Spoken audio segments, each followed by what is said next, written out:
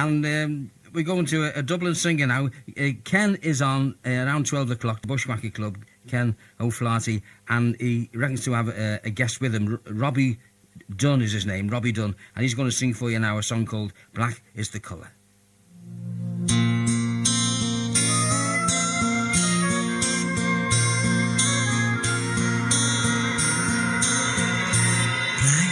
Is the colour of my true love's hair. Her lips are like all the roses fair.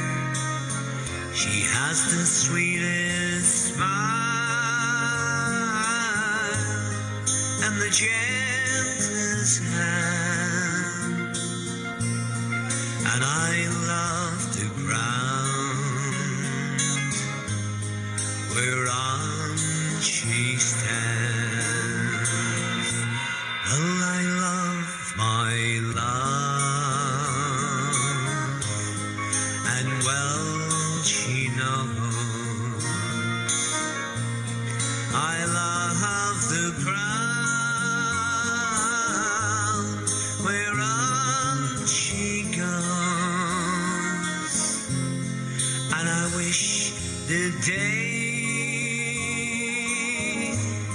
it soon would come when she and I would be as one. Black is the colour of my true love's hair. Her lips are like all the roses fair. She has the sweetest smile and the gentlest hands. And I love the ground whereon she stands.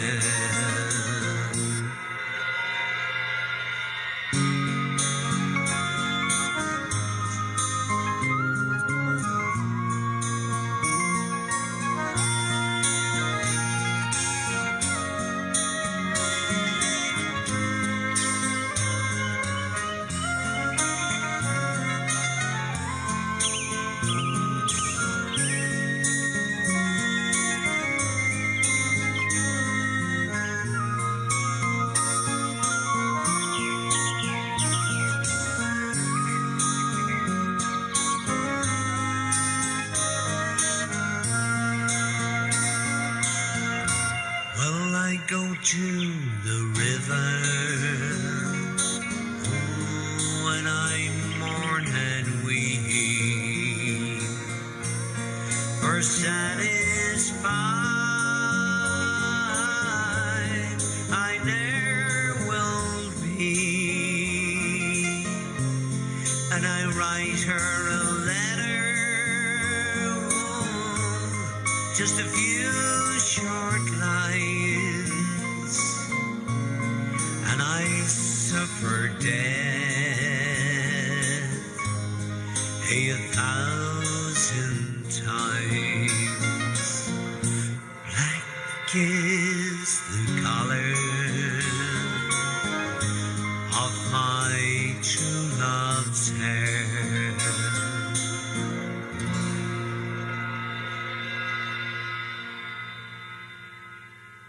Robbie Dunn, and we'll be going to Australia very, very soon.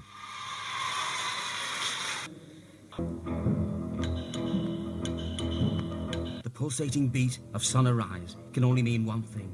It's time for the Bushwhacker Club here on BBC Radio Merseyside. We're going live across the airwaves to the Sunshine Coast of East Australia for our weekly get-together with expat Ken O'Flaherty and the Antipodes. Good that, wasn't it? Let's see if our friend Ken is there. Are you there, Kenneth? Good morning, Billy. How are you? I'm very well, thank you. You sound very loud and clear there, Mr. Oh, Flaherty. that's good. I've got it on the speakerphone because I've got my special guest with me this morning. Robbie Dunn. That's it, Robbie Dunn. But before that, can I just say hello to Vera? Remember Vera Jones, who's a listener of yours, came out here to see Larry Lawton? Yes, I do. Well, she was out here last week while you were on your holiday. She was out here, and we met up, and she said to say hello to you. She's probably listening in now, actually. That's great, Ken. And I've got to send a message to some people. I was playing in the pub week before last at O'Malley's Irish pub, which I play in every Thursday, like you know. Yeah. And I met some people there from Cleveland in Brisbane. And they had their mum and dad with them, Tommy and Joan. They're visiting from Croxteth. So they want to say hello to their friend Marie Ryan at Croxteth. So we've done that, Billy. Yeah, well done, Ken, yeah. You're doing well there. Yeah, well, it's quite incredible because we got talking to this fellow and he said, "Where'd you come from?" I said, "Well, I'm from Liverpool." "So do I." He said, "Oh, where about?" I said, "Well, I lived in Kirby last in South Dean." He said, "I lived in West Vale." "What school did you go to?" I said, "Brookfield." He said, "So did I." It's amazing how there's many connections, though, when you get down there, Ken, and you're in Australia and you keep coming up with connections all the time. Yeah, but you just, I suppose it's because you seek them out, I suppose. That's the best way of doing it. And by the way, that band you had on before, the young lads there, Yeah. they sounded great. Oh, they're so young, Ken. Little lads there.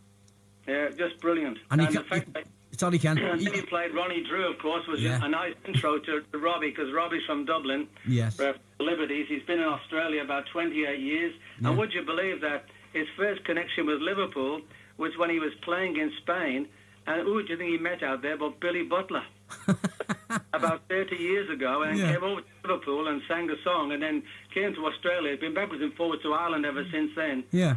And, but he's a great musician, he's a great songwriter, and he's not a bad chef either, which is his real job. A chef? A chef, yeah. Oh, so he does the food, eh? He even does shows, Billy, where he does like the singing chef. So like James, what's that Jamie fella? Yeah, Jamie Oliver. Jamie Oliver. Anyway, I'll hand you over to Robbie Dunn, Billy. Hello, Robbie. How are you going, Billy? I'm very well, and I hope you're well out there in the sunshine in Australia. You have to say Australia out here. No, I don't talk like that, Robbie. I'm back here, you see. He went down there, but I'm back here. you have to learn the lingo, you know? Yeah, that's right. And what are you doing there, Robbie? Did you go there to cook or to sing? Well, I was trying to drink all the Guinness in Dublin, so I left before I accomplished that. I was actually saying to Ken there, I was actually drinking in a pub. I used to playing a bit of music with Ronnie Drew and myself and Ronnie in the back of the pub. And the name of the pub actually was the Bale Booked, which in English means the poor mouth, you know. And we played a few tunes together, Ronnie, yeah? Yeah, well, I was going to ask you, did you know any of the Dubliners, but you've answered my question right away. So is this a long time ago, Robbie? Oh, yeah, back in the 70s and the 80s, you know. Yeah. We had a brilliant folk scene over there, and it was like Taylor's Hall in Dublin was like the closest a musician will ever get to heaven, you know. It was great. Yeah, but they did it, didn't they, the Dubliners? You know, they formed an act and they travelled the world with it, and it went on for a long time. Oh, they were brilliant. I mean, they've lasted all this time. They were like the Beatles of Ireland, a bit like the Fury Brothers, you That's know? right, yeah. And I've interviewed them as well, of course. I interviewed the Dubliners once by phone, and it was the lad, the only one who's still alive now, you know. Is it John, somebody on plays the violin? Oh, yeah, John Sheridan. Yeah, that's it, yeah. And I said, where were you last night? He said, we had a Mickey Mouse booking, Billy. We were at Disneyland. You know, I was talking to Christy Moore there, and I asked him, you know, where was the favourite place he ever played in the world, you know? Yeah. And I thought he would have sent Boston or Chicago or one of those places and all that. And he says to me, I love the north of England. He says, the people are real up there, you know? Yeah. That's And I finished my time as a chef in London. I trained in classical French and Italian cuisine, you know? Did you?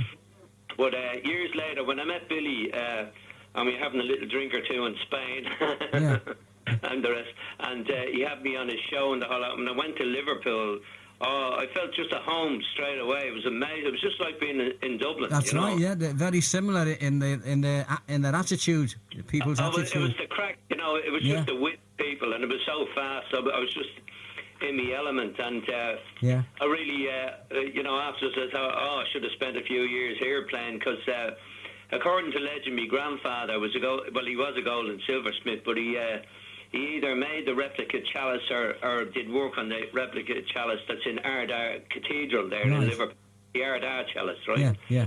That's my connection with Liverpool. And the other one was that a fella called John Lennon used to fix me car in Dublin. He was a mechanic. The other John Lennon. Yeah, that's right. Yeah. So tell us about your time as a chef. Then you're still doing that now, are you? Well, what I've done now is I do cooking shows and exhibitions and all that. Yeah, yeah. And I bring the guitar along and I sing them a few songs as well. Well, what sort of songs would you sing then? Give us an example. Oh, well, being a writer, I write a lot of songs, but I would write stuff which is, I do all the usual cover stuff and that, Right. Yeah. But I do all these Aussie Irish ones, which I do. Hey, get everybody on their hands in the air and carrying on, And, Australian Irish ones, yeah. Well, and I love chefing because it's creative and it's a bit like yourself with the music. It's songwriting is a creative process, so it's terrific, It is, yeah. And talking about food, I've just come back from 3 weeks in Nashville, Tennessee. Right. And the food, like the Americans can't make bacon. Have you seen what they put forward for bacon? It's like it's like little strips, Robbie, about a quarter of an inch and all the same width all along. And when you cut it, it breaks like plastic with your knife. Go tink. That's supposed to be bacon. The other things we miss from our overseas is the ham and the bacon and the sausages and all that. Hafner sausage, Dublin. Yeah. Oh yeah. But Billy, you were talking about the songs different songs, and Robbie's he's a bit modest sometimes, not always, but he's a bit modest sometimes. Yeah. But he wrote one great song which is called the Irish Aussie Pub Song, where it just about mentions every Irish pub you could think of, the names, and it's an incredible song. Yeah. So if you ask him nicely, why not ask him just to sing a chorus of it? Well, I thought he would have offered when I said that question before. Well, the Irish Aussie Pub Song, I always say at the gigs, I say, if you remember all the names of this song, you get free drink for the rest of the night. And that gets their attention. It goes, but there's more Irish Aussie pubs here, and the Minister for Alcoholism and Detoxes and Rehab sent me out here to Australia to make a list of all the Irish bars, So I put it together and it goes, there's O'Brien's, Ryan's, Kitty O'Shea's, Mulligan's, Murphy's, Fanny O'Day's, Dirty Nelly's and Kelly's, even Pogue Mahone's, Gilhooley's, Dooley's, Flanagan's, Shanigan's, Guinness to Perfection at the Irish Connection, Dicey Rise in Cleveland, even Molly Malone's, something like that.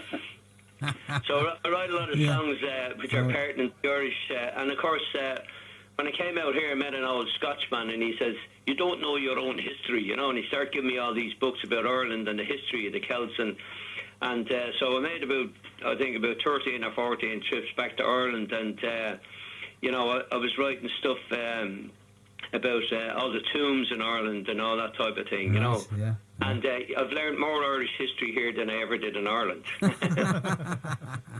And when I was at my son's wedding, I wrote a song for the wedding a few years ago, and it all revolves around pantheism, which is the laws of physics. It's the oneness of everything, Bill.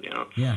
Because the ancient Irish came ashore on the west coast of Ireland, Right. So because we are gathered here together in this moment and this space to bear witness and to celebrate, to join in together of husband and wife, they set out on their journey along the road of life. And as we stand here on the sacred spot where the boats that came ashore, the ancient Irish 10,000 years or more, and their spirits, they are with us yet, sure I can hear them say, may God's love be about you and guide you on your way. You're the wind that shakes the barley, the cross within the tomb, the flight of the wild geese, you're the rising of the moon. You're the flowers out on the burn, it's a newborn baby's cries, you're the mountains, rivers, lakes and streams beneath an Irish sky. Yes, you are the ancient Irish, the cross within the tomb, it's babies Keen and Alex, fruit of their mother's womb. You're the hurler, the piper, the rosin on the bowl, it's the rhythm of life as she ebbs and flows. The wonders of creation, the salmon in the pool, the essence of the love that permeates this room, the riddle of the universe was carved upon the stones. When you comprehend the oneness, you can never walk alone. So Bobby and Aoife, as you set out on the road, have no fear about you, no matter where you roam. The trinity of life, was carved upon the stones by the ancient Irish all those years ago. There you go. Oh yes, yes. You're a That's poet. for all your people of Irish heritage who Yes. ended up in Liverpool. That's right. Yeah, that's right. 90% really, isn't it? 90%. Yeah. So okay. So are you doing well with your chefing though? With your cooking? I mean, you don't seem to want to talk about that. You must have been highly trained to do what you just told me that you did. Yeah, well, the amazing thing about it is, Billy, is that they fly me all around Australia and be out in the bush on these cooking shows, you know. Right. And it's amazing because I was driving back from one place, and over here the distances are vast, but when you've lived here for a period of time, you sort of get a bit used to it, you know. It's relative. And I was coming back from this place. I was also been, I think it was about 1,000 kilometres away, you know, and I was driving back, and the signpost said Brisbane, 485 kilometres, and I thought, oh, I'm nearly home. Yeah, that's right. But I've just written a new song which I will get. I'll send to you, and it's called the 457 Visas. But it's about a fella comes out here and eats kangaroo and starts hopping all over the place, an Irish fella. So you play the guitar, do you, Robbie? Yeah, I love playing the guitar. I got a present for a guitar for my birthday, and I just started playing and writing songs straight away. It was amazing. I was as amazed as anybody else. Yes. Like, I grew up in an Irish family, so it was like a travelling cabaret show. You know, everybody sang. You know. Yeah. And you didn't think anything about it, you know. I just grew up that way, you know. So you coupled the cooking and the other job as a singer at the same time, did you? Yeah, well, I did a lot. I've had a lot of big shows, like river dance shows with you know, cabarets and harpists and pipers and all that type of thing. Yeah, yeah. And of course, like at the height of it all, it was just we were just out playing 7 nights a week. It was terrific for a musician. Yeah, yeah. And myself and Ken were just talking there earlier on. We were just saying, like, yeah, actually, it's a treadmill. You got to be very careful because you forget to socialise yourself. That's right. Yeah. But I've had a magnificent life because I love cooking, and please God, I'll get over there to Liverpool and do a few cooking shows over there, you know. Yeah. Right. And bring the guitar, and it's great to combine the two gifts, you know, that you have, you know. Yeah. Okay, Robbie, lovely to talk to you, and we wish you all the very, very best with your chefing and your singing. Yeah, he does it at the same time. Yeah. Okay, Billy, and I'll be yeah. in touch. I'll get over there and say hello to you some one of these days. Okay, thanks for coming on this morning, and they put Ken back on if you would, Robbie. I'm just sitting here, Billy, and just to let you know, I've got a copy of, all the songs that Robbie's written on this CD. There's about 17 of them, so I'll send you a copy of it. He's certainly a poet, yeah, no doubt about that. Oh, he's certainly a poet. And all that he said before, by the way, there's no words here. That was top of his head stuff. Yeah, amazing. Just to finish, Billy. Yeah, go on. That Black is the Colour song. Yeah. I came across that, obviously, John Baez recorded, and Hamish Imlock and Christy Moore, and the London Symphony Orchestra did a version of it and the whole lot. And I was just, it's one of those, when you sing those songs, that it's such a spiritual song. It just struck me, you know. But that song, I love the history of songs, like Sweet 16 was written in 80 and 70, and Spancel Hill around the same time. But that song is over 100 years old. Yeah, I would say it was English. What would you say? Well, I think originally it was Scottish, actually, but I think there was probably an Irishman who was on holidays in Scotland who actually wrote it. Because the Scots, they're not known for their romance, let's face it. You know? Yeah. Okay, we've got to go now. Thanks very much, Robbie. Thanks, Yeah. Billy. Thanks a lot, Kenny-O. Good night, Ken.